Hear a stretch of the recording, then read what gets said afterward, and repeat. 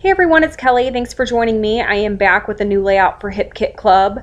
As I mentioned last week, we have started a new challenge in the Facebook forum with sketches, and this is the sketch for this week. I'm going to start today's video with a Cricut Design Space tutorial showing you how you can create banners in Design Space. So I've inserted a square on the design screen, and then I'm going to go to the Canvas feature, scroll down and select Scrapbook. And that is going to insert a 12 by 12 square on the background of the design screen. So that way I know that all of the shapes that I'm using will fit on a 12 by 12 layout. I know that I want each banner to be between 3 1/4 and 3 1/2 by about 10 1/2. So I am just entering those measurements on the Edit tab. So once that measurement has been entered, I am going to just eyeball the size of the rectangle.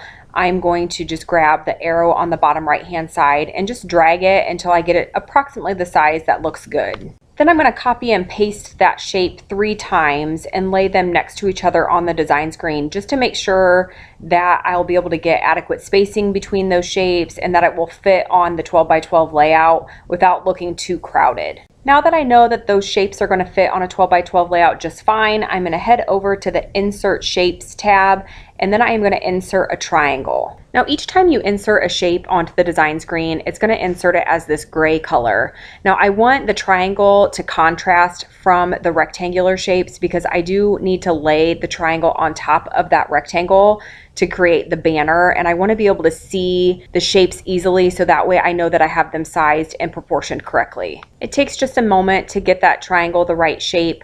Wherever the white part of the triangle is laying on top of the gray rectangle is where the banner tail is going to form. So I want to make sure that I have it sized appropriately. Once I'm happy with the position of the triangle on top of the rectangle, I'm going to select the triangle and the rectangle just by holding down the Shift key.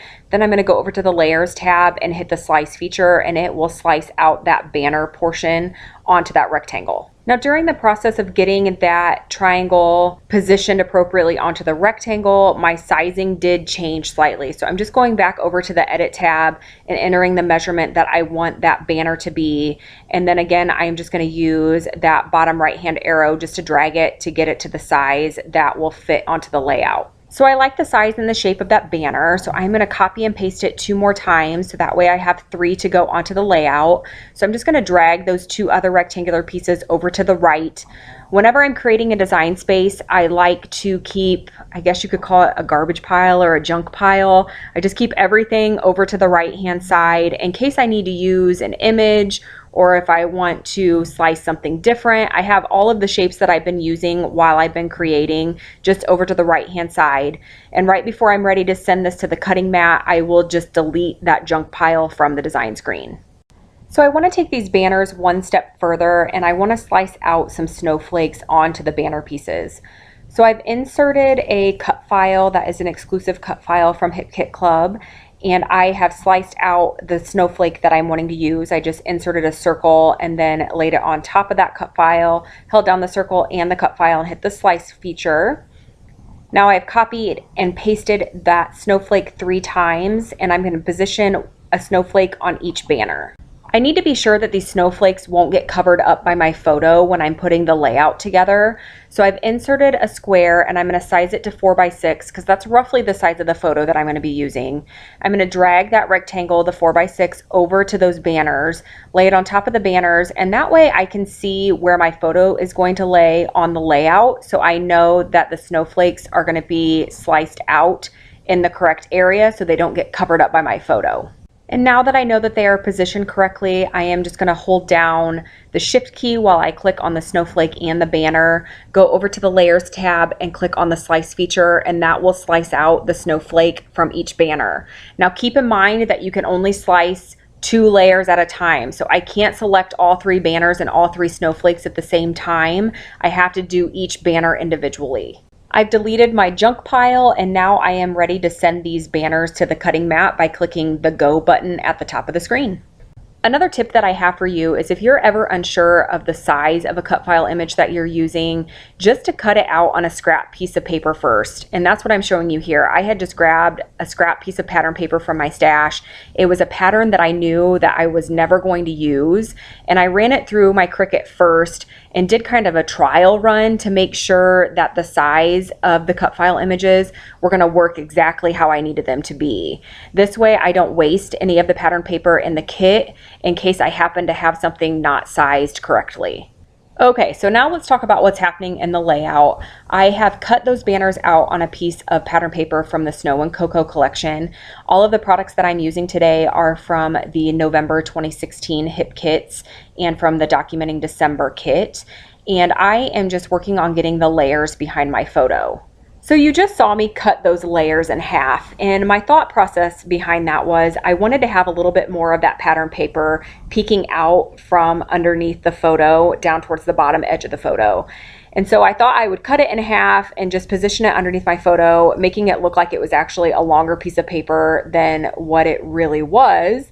But I forgot to keep in mind that you were going to see all the layers to the right hand side of my photo. So now I'm working on getting those repositioned because I'm going to have to stick them back together, and you will see the seam from where I cut the layers in half, and I'm just going to hide that by using a snowflake from one of the exclusive cut files. So I've added a mat to my photo using white cardstock, and now I'm getting those layers adhered to my photo. As you can see, I am adhering the layers exactly how I had them originally, but that's how things go in scrapbooking. We make mistakes and things don't always go super smooth, but we just go with it and we make it work. The layers behind the photo consist of a dark gray cardstock that's included in the cardstock kit. And then I did use a couple different pattern papers from the Snow and Cocoa collection, and those are included in the main kit. I did also add a frame, and I believe that frame is from the exclusive ephemera pack that's included in the main kit.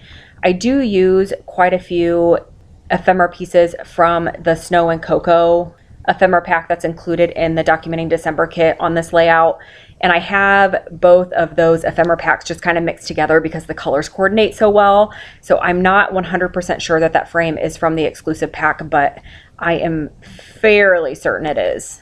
Now I'm just making sure that all the layers are positioned correctly. I did add in that snowflake from the exclusive cut file, and then I am going to bring in another ephemera piece and just tuck it in at the top just to add another layer. So my original thought when I was slicing out those snowflakes onto the banners was to back them with pattern paper to bring a little bit more color to the layout. But I was having a hard time finding a pattern paper that wasn't too bright or that wouldn't be too distracting. So I went through my older kits and I found this light pink cardstock. I believe this is from the October kits.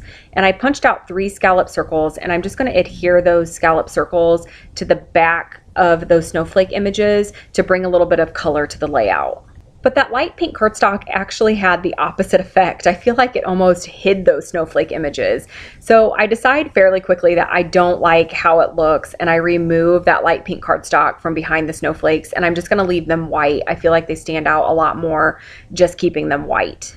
Once I remove that pink cardstock, then I am ready to start embellishing the layout just a little bit more. So I'm going to bring in a couple more pieces to the layers that I have behind the photo. This is an ephemera piece from the Snow and Cocoa collection. It says Burr, and it's a little banner piece. And I'm just going to have just the top portion kind of sticking out from the top of the photo, and because I can't let anything go to waste, I'm going to cut off the portion that you can't see and save it for another project. I do the same thing with this tag. All you can see is pretty much just the top portion of the tag. So I'm going to cut off that bottom portion and I'll save it for another project later on, and I'm just going to tuck that in right above the photo, just kind of mixing it in with the other layers. I do end up using those scallop circles that I punched to back those snowflakes. I actually use them as little ephemera pieces and as embellishments on the layout.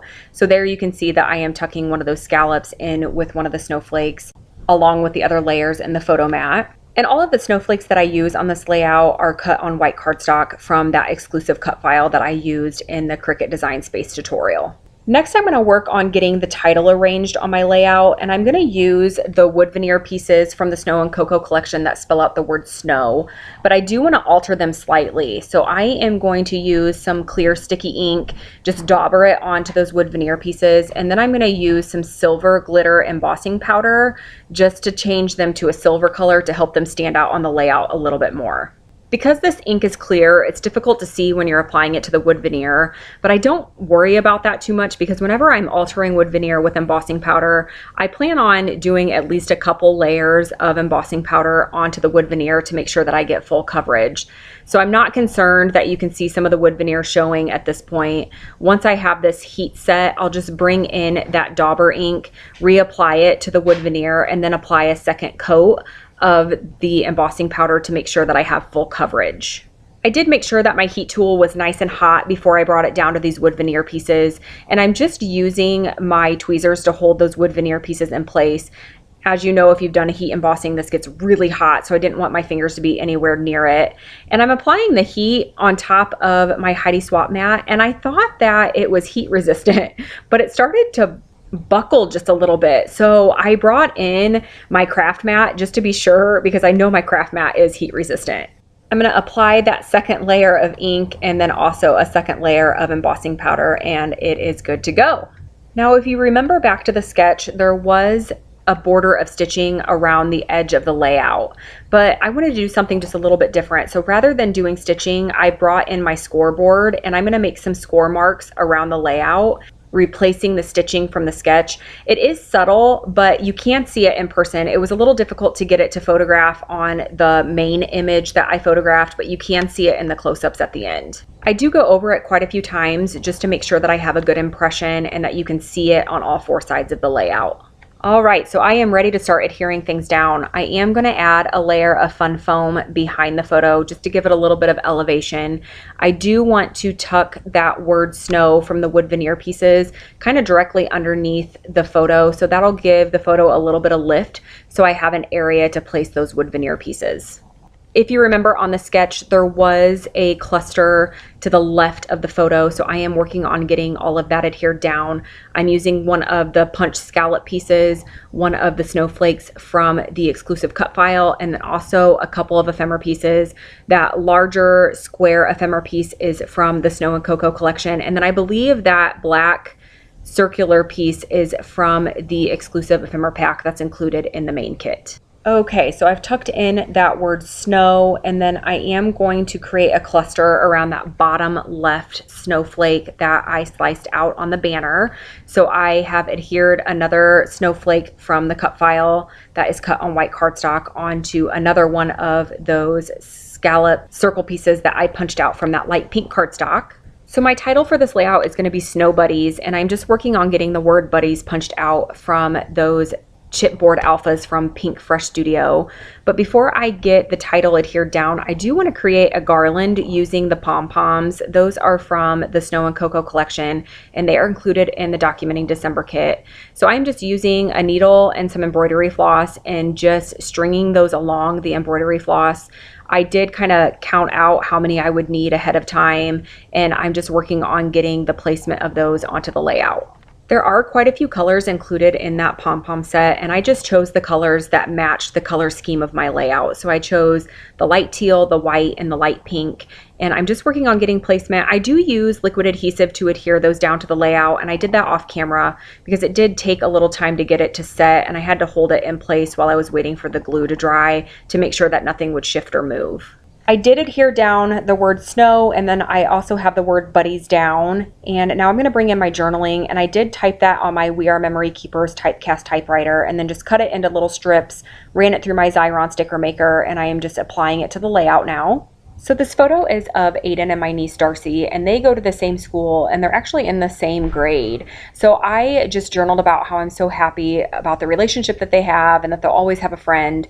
I didn't really have cousins very close to my age when I was growing up, so it is neat to see the relationship and the friendship that they've built over the years. I do add some gold splatters using the Glorious Days Shimmers Mist, but it wasn't dropping out of the nozzle the way that I wanted to. So I did grab my Heidi Swap Color Shine in gold and just adding a few extra splatters. Now you may have noticed that I do have gold and silver included in the title on my layout, and it does not bother me one bit to mix those two metallic colors. I know some people like to have it one way or another on a layout, but as long as I have equal amounts of both of those colors, it doesn't bother me one bit. So here I am showing you some stitching that I added in both gold and silver threads, just to try to equalize the amount of each color, so that way it doesn't look like one color is overpowering another. I'm going to bring the sketch back in, and then I'll show you some still shots of the layout so that way you can see the two side by side.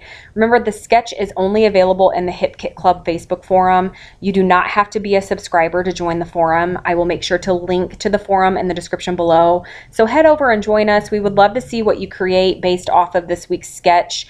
And I will be back again very soon with another layout and process video. Thank you so much for watching.